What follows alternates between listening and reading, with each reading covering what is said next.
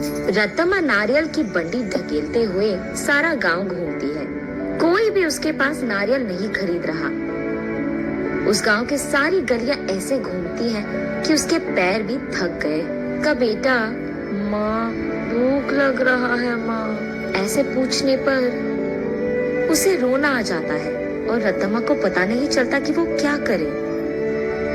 तब वो एक जगह उसकी बंडी रोककर एक नारियल काटकर, आज के लिए खाकर अपना पेट भर लो बेटा, कल अच्छा खाना खिलाऊंगी, ऐसे कहकर अपने बेटे को देखते हुए अपने जीवन को कोसती है। मगर वो दोष किसको मानेगी, रत्तम्मा को समझ में नहीं आता। एक समय में रत्तम्मा बाकी गांव वालों की तरह ही छोटे मोटे कूली का काम करती थी, लेकिन उसे लगता है कि उसे उसका मेहनत का फल नहीं मिल रहा। इसी दुख में वो दिन गुजारती थी। कुछ ही दिन पहले रत्तम्मा का पति पी पी कर मर गया। घर के सारे पैसे वो अपने दारू में लगा दिया और घर में एक फूटी कौड़ी भी नहीं है। इसीलिए रत्तम्मा को क्या करे ये पता नहीं चल रहा था और उसे इसी बात का डर था कि वो अपने बेटे को कैसे पढ़ाएगी। एक दिन वो अपने घर के बरामदे में बैठकर यही सोचती रहती है कि वो पैसे कैसे कमाएगी। तभी फैसला करती है कि वो एक छोटा सा व्यापार करेगी। इसी सोच में वो जब सर उठाकर ऊपर देखती है, उसके घर के ठीक सामने मौजूद एक नारियल का पेड़ उसे नजर आता है। तब वो फैसला करती है कि वो नारियल बेचेगी। उसके फैसले के अनुसार ही वो अगले दिन उस गांव के जंक्शन के बीच में नारियल का एक छोटा सा बंडी लगाती है। लेकिन तब तक उसी जंक्शन पे दो और ऐसे व्यापारी थे जो नारियल बेच रहे थे। उन दोनों की वजह से रत्तम्मा का व्यापार ठीक से नहीं चलता है। इसी कारण 2-3 दिनों से रत्तम्मा की बंडी से सिर्फ 2 या 3 नारियल ही बिके थे। बाकी सारे वैसे के वैसे ही रह गए। ये देख निराश होकर रत्तम्मा ये फैसला करती है कि अगर वो गांव की सारी गलियां घूमकर बेचने की कोशिश करेगी तो कम से कम कुछ तो बिक जाएंगे।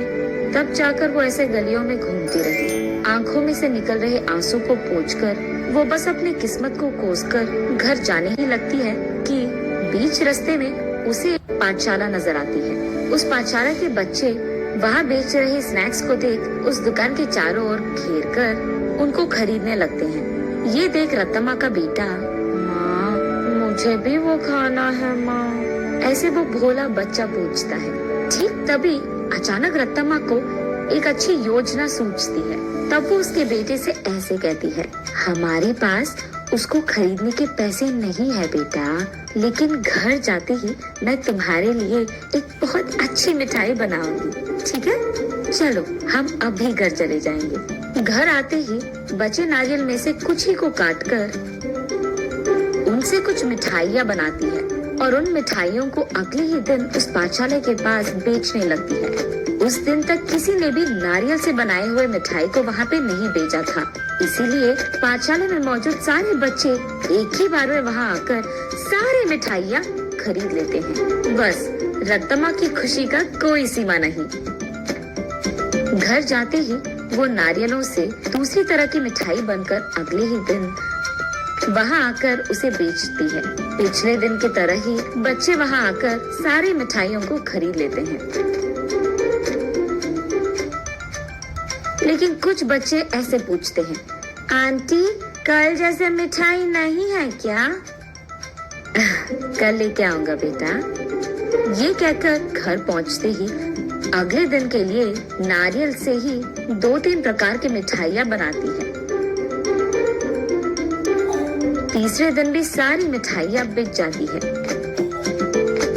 तब वहाँ मौजूद बाकी व्यापारी ये देख रत्तम्मा के पास आकर ऐसे कहते हैं, अम्मा कुछ मिठाइयाँ हमको भी बेचो, वो हमारे दुकान में बेचेंगे हम तुम्हें दुगना पैसे देंगे इनके लिए, ऐसे कहते हैं। ये सुनकर रत्तम्मा इस बार ज्यादा मात्रा में मिठाइयों को बनाकर अगले दिन वहाँ के व्यापारियों को बेचती है दुगने गुना में। बचे सारे पाठशाला के बच्चों को हमेशा की तरह बेचती है। ये देख बच्चे सारे वापस रत्तम्मा के पास ही मिठाइयाँ खरीदते हैं। ये देख बाकी व्यापारी रत्तम्मा से ऐसे कहते हैं, तुम अगर ऐसे ही हमारे बगल में दुकान लगाकर वही मिठाइयाँ कम दाम में बेचोगे तो हमारा धंधा कैसे चलेगा मैम? अगर तुम्हें बेचना है तो हमारे ही दाम पे बेचना होगा। तब रत्तम्मा, लेकिन बच्चे इतने दाम पे कैसे खरीदेंगे? उस सब से हमारा कोई लेना देना नहीं। अगर यहाँ धंधा करना है तो हमारी सुनो, वरना यहाँ से निकल जाओ। ऐसे कहते हैं। ये सुनकर रत्तम्मा उसके घर पहुंचकर बहुत सोचने लग जाती है। अगले दिन वो उस पाठशाला के पास एक बड़ा सा मिठाई का दुकान ही खोल देती है। उसमें सिर्फ नारियल से बनाई हुई मिठाइयाँ ही बेचती है। अब रत्तम्मा को किसी से कोई लड़ाई करने की जरूरत नहीं पड़ेगी। दूसरी तरफ रत्तम्मा की तरह नारियल से मिठाई बनाकर बेचने वाला उस गांव में और कोई नहीं था।